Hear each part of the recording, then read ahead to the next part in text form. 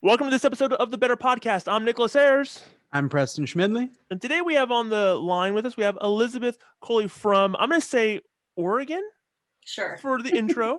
Yes. She splits her time between Oregon, and she does have to suffer and spend her time in Hawaii. It's, someone's got to take one for the team, but we're going to get to her interview right after the intro. Flavor. Yeah, boy. Hey, yo, check 1, 2. This is Flavor Flav in the building for the Better Agency. Nicholas wants everyone to know how they need to listen to the truth that Nick and Preston are giving them. Flavor Flav's got y'all out right now. You heard me? So hold it down and keep making it a better agency. Alright? All right, welcome to the show, Elizabeth Culley. Elizabeth, tell the folks who are watching or who are listening at home or on their way to wherever, tell us a little bit about yourself. Give us the 30,000-foot overview, if you would. Sure. So I naturally an Oregon girl, born and raised in Oregon, but spent most of my adult life in Hawaii. So I have the connection there. And I just kind of stumbled into the insurance industry. I never thought I would do insurance. Thought it was like an old white man business. I wanted nothing. And then you realized it wasn't. No, I'm just kidding. And then I'm like, oh wait. So I got my insurance start at a very early age. In Oregon with farmers, with a captive agency. And then that didn't last very long. And then ended up moving to Hawaii when I was 22. So pretty much been in Hawaii most of my adult life, and found the independent channel once I was over there because there wasn't a lot of the captives. And so, that's kind of how I got my quick start in insurance, and I've loved it ever since. Hawaii's home, and I bounce back and forth, like you said, and I love it. And I'm a mom of a just now high schooler, so that's been interesting with COVID. I bet. Just living the dream. So I think most people find it challenging to operate multiple locations, just whether they were the same, if it was in the same town, but you're doing it across an ocean. And from what I understand, insurance in Hawaii is like a completely different thing than insurance on the mainland for the most part. There's not a lot of are there a lot of independent agencies there? It's almost like a different way of doing business over on an island versus, in Oregon or Topeka, Kansas. What are the challenges that you would run into kind of navigating that whole thing? So you are right. I mean, there's not nearly as many agencies, and most of the agencies that have been there since the 50s, and they're all family run, inherited. So things are very old school out there. There isn't the technology. There's not. I mean, everybody barely even has websites out there, and there's not the customer service that I think here on the mainland we really thrive on. The client experience and customer service. There is none of that in Hawaii. So just even returning phone calls is really helping with why is there such a disparity? It's kind of like one of those things where it's like they have the market on lockdown, and like, where else are they going to go? It's like the mentality, we've been here for a long time, this is what it is. I'm the first new agency in the state of Hawaii in 30 years. Agencies do not start fresh or beginning in Hawaii. That's what all of my carriers have told me. You're the first new agency. It's really hard to get into Hawaii. The markets are very different. We don't have the same carriers. There's no Safecos. There's no auto owners. There's no travel. Are there Hawaii specific carriers? Yep. And there are the few, like Progressive maybe, and Liberty Mutual is just kind of getting their foot in the door. And like I said in the beginning, I was a Farmers agent way back when, but when I moved to Hawaii, Farmers wasn't even doing anything there. They just recently, in the last couple years, Dave Jackson actually is the one that told me, hey, do you know that there's a new Farmers agency in Hawaii and Maui? And I was like, no. So it's just very different out there. They don't have the same, the carriers don't want the risk. And the Department of Insurance is extremely difficult to deal with, not as bad as California, but the carriers don't want to give mainland agents an opportunity there because they don't know the culture, they don't know the lifestyle, and they don't know the construction type, and it's just the whole aloha spirit and getting into the culture, and they don't want mainland people coming into Hawaii and taking that away from the local agents. So it was good for me because I was already there, but it's hard for new agencies to get into Hawaii because they don't have the connections and the carriers aren't willing to give the appointments. Mm. So you deal with that, which I would imagine, and maybe you love it. I don't know. Maybe that's like, yes, I love that challenge. That's great. Give me more of that. But then contrast that with what you deal with when you come to Oregon. I mean, there's got to be almost like a different flip of the switch in your brain. There is. It's very different working here on the mainland than it is in Hawaii. I find personally, because I was in Hawaii for so long and I was with the carriers and I know the market really well inside and out over there, that's the only reason they gave me appointments, is because I reached back out to those marketing reps and to the carriers and the presidents of the insurance companies that I knew, and they knew me and they knew that I knew the insurance industry out there, so they gave me a chance. But here in Oregon, because I did all my insurance career in Hawaii, it's actually been more of a challenge for me here in Oregon. And the carriers are different, the construction types are different. I mean, everything is black and white different out here. So that in itself has been one of the challenges, just learning how to navigate both states and keep it all organized, keep all my carriers together. And so I'll allude to that in a minute, but that's been one of my big challenges, is how do I, in multi-state locations, how do I make sure that I'm organized and that I have all the correct contact information? Because every carrier is so different with how you do stuff. You have actual locations, right? In Yeah, I those have an different office in states. Maui. Yeah. Well, I would imagine too that on top of all that, keeping carriers organized and knowing underwriting guidelines, I would imagine that there's a major shift in just how you run a business. In that, how do I manage staff? What Yep. processes and procedures do I put in place that make sure that I'm efficient and that my agencies are running smoothly? Can you take what you do in the mainland as far as being dialed in on that, and can you move it to Hawaii, or do you think no, I need to take, because I have to be so much more organized there. I have to treat staff this way there. I need to. Is there any mixing of the two, or do you have to run them completely different? Oh no, because I try to be the queen of efficiency. I said I'm not going to do that. So and I needed the tools and the technology. So that was one of the main problems, is how do I manage and how do I put systems and procedures in place for both locations so I don't have to keep it separate, because that's just too complicated. And there really just wasn't the technology out there that I needed or that I wanted. So I made it myself. Well, so Wow. I'd like to dive into that actually, Elizabeth. So, you've been working different agency locations, because I don't feel like most of our listeners could connect to that. I mean, that sounds almost like Hawaii almost sounds like if you were running an operation in Puerto Rico. Like, there's just so many deviations. It's the same area, but it's the same country, but it might as well be different, right? I'm more curious, like, what are some takeaways that you've gotten from running two operations that are in the same industry, same vertical and everything, but might as well be different? What are some of the main takeaways that you've had from doing that? Like, where do you feel you've had some personal growth and you've been able to excel as an agency and an agency owner? Yeah, and I was thinking about that when I knew I was going to be on this morning. And for me, really is making sure that I am standing true to our agency values and our core values in both states, and just having to alter it, tweak it just a little bit to be in a different state. Like you said, Hawaii might as well be a third world country. It operates completely different than it is here on the mainland. So putting the systems and procedures in place so that I could function and so that my team could function fully in both locations was paramount, because I was like, if I can't figure this out, then I'm not going to be able to effectively manage multiple locations. So it really took me some time to put everything together to make sure that I could do that effectively. Mm-hmm.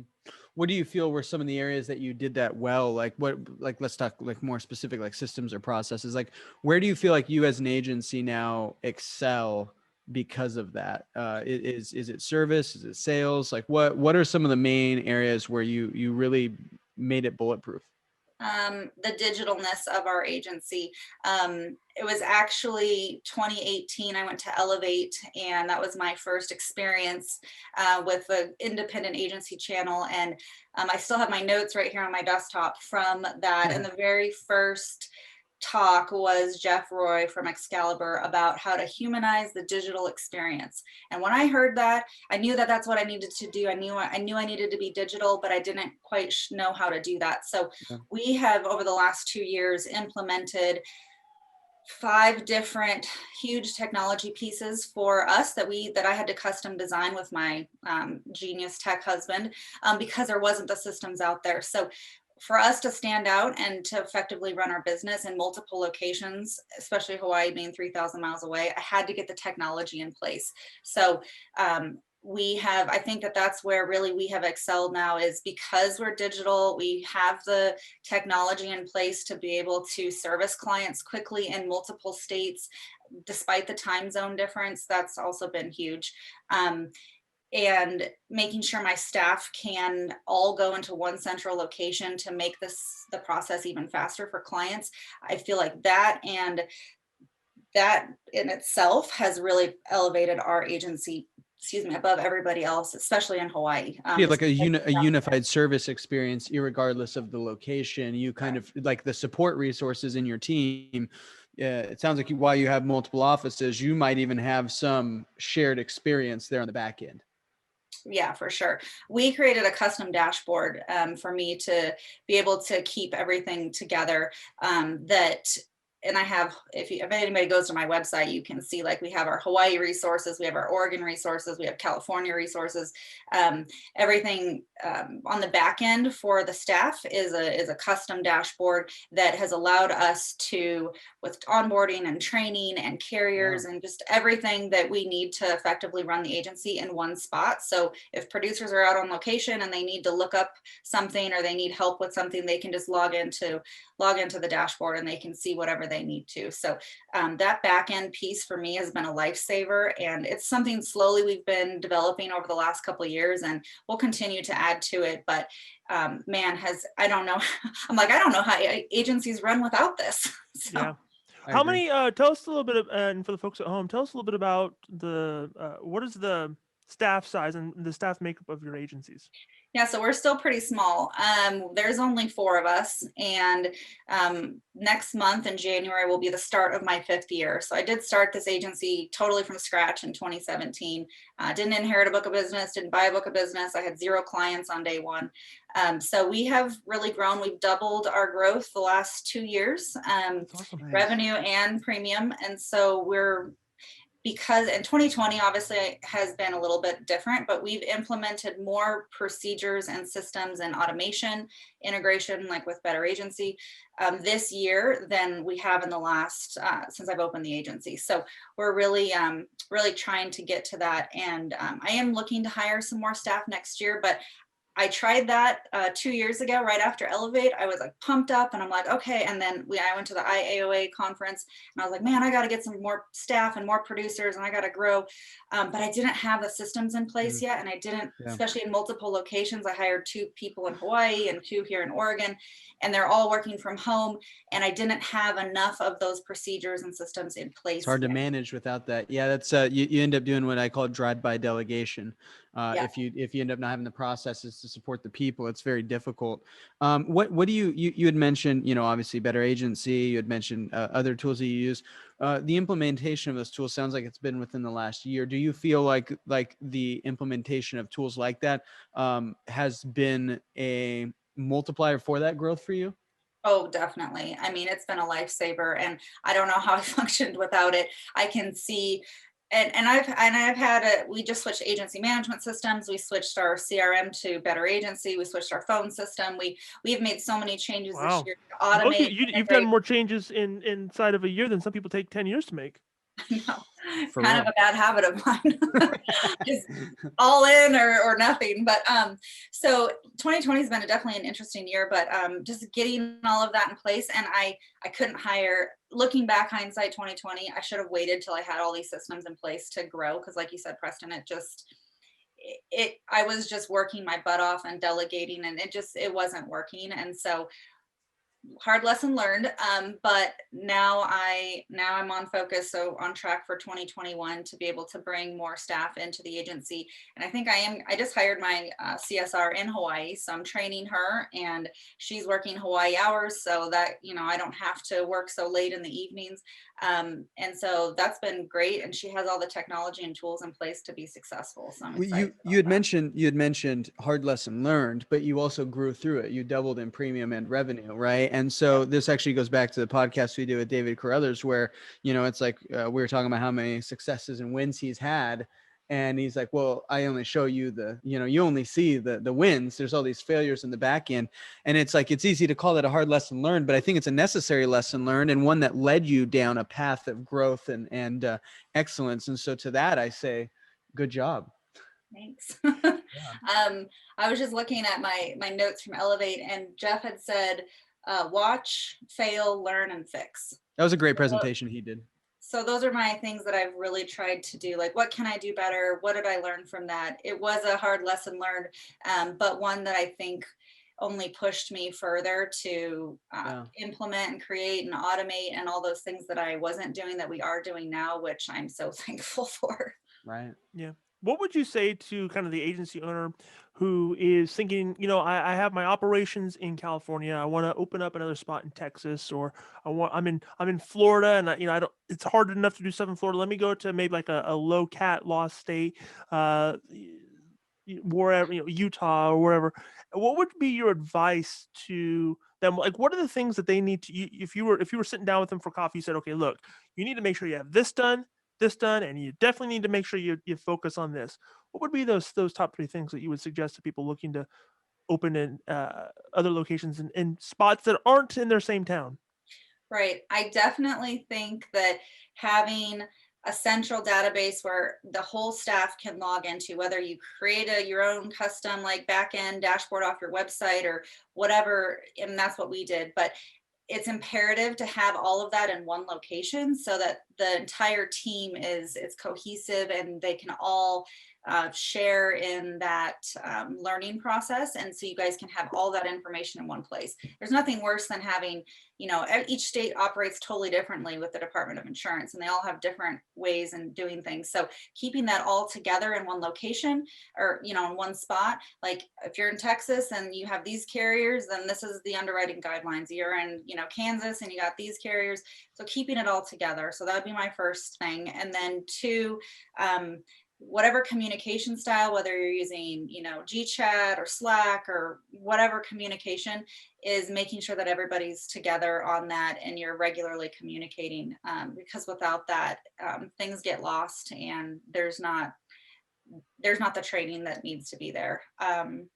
And traveling to those other states. I mean, I know that's an expense as an agency owner, but if I didn't visit Hawaii and if I didn't visit my other offices regularly, and having the staff see you in person and having that relationship, because even though you're in multiple states, it's not the same as seeing someone, face to face. So making sure you take that.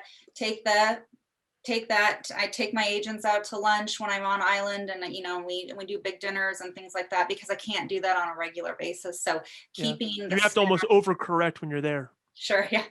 Keeping the staff happy and making sure that they that they're important and giving them the tools that they need to be successful. Well, I mean, that was going to kind of lead into my next question is it's almost, and especially in the year 2020 when traveling has been different, especially to a state like Hawaii, it's got to be harder to keep that going.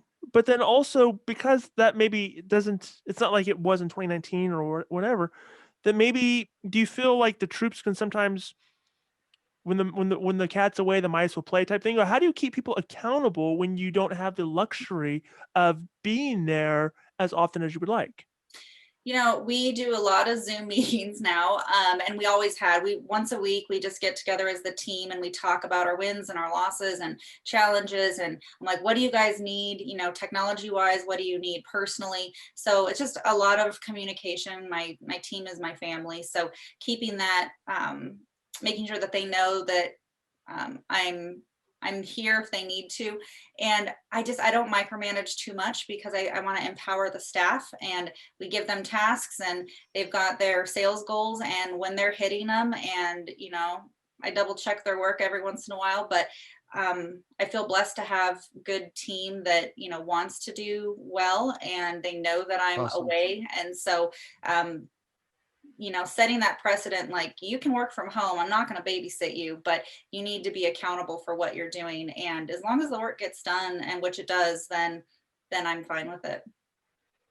That's awesome. Well, I think there's an important element to that. It's like, while your people might be on an island, I think the critical part is making them feel like they're not, you know what I mean? Like having that community and that connection. Especially now, I know a lot of people, like I myself, like I don't see really any of my team, like even Better Agency, McBilly and I moved here, Nick moved here a year ago, and we're all in the same city. It's still Zoom calls. You know what I mean? Well, even that's mainly because I don't want to have to. He eats all my food and leaves stains on my couches. So there's a reason for that.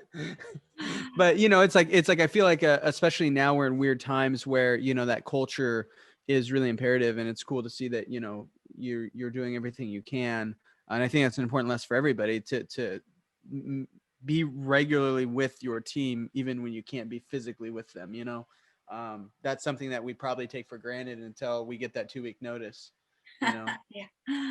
I definitely make sure I thank my team regularly. I, send them little gift cards here and there because I can't take them out to lunch. So when you're managing staff in different locations, making sure that you would do similar things to what you would do if you had an in-office staff, that really goes far with them. And like you said, even though there might be thousands of miles away, they know that they're still important and they're a valued member of the team, and that makes them feel good. McBilly and I are in this mastermind for our marketing agency, and there was one of the things that we're implementing now that one of the other marketers has implemented in his agency, and I thought it was really cool. Is he has everybody on his team create their own Amazon wish list. And so essentially whenever they do something, that's just like really cool, go above and beyond, it's just randomly, doesn't mention it, doesn't do anything, just gets them something off their wish list. And I thought that was kind of a cool concept, and so finding interesting ways to cater to and take care of your team. I think you can never do, well, I shouldn't say you can never, but if you have the right people, it'd be hard to do too much good things for them, For sure. Yeah. And it has been hard with 2020 because a lot of the restaurants and stuff in Hawaii have shut down. So I have to think outside the box sometime on what to be able to do to. You get a day off at the beach. Yeah. Take a day off and go to the beach with no tourists. It's been great. I bet. Awesome. Well, we've been on today with Elizabeth Culley. Elizabeth, thank you so much for joining us. We think there's a lot of value here. So if you're an agency owner looking to open up multiple locations, maybe you want to kind of expand your footprint there, I think Elizabeth would be a great person to connect with on social media, and maybe you bounce some ideas off of her. Elizabeth, thank you so much for joining us today on the Better Podcast. Thank you.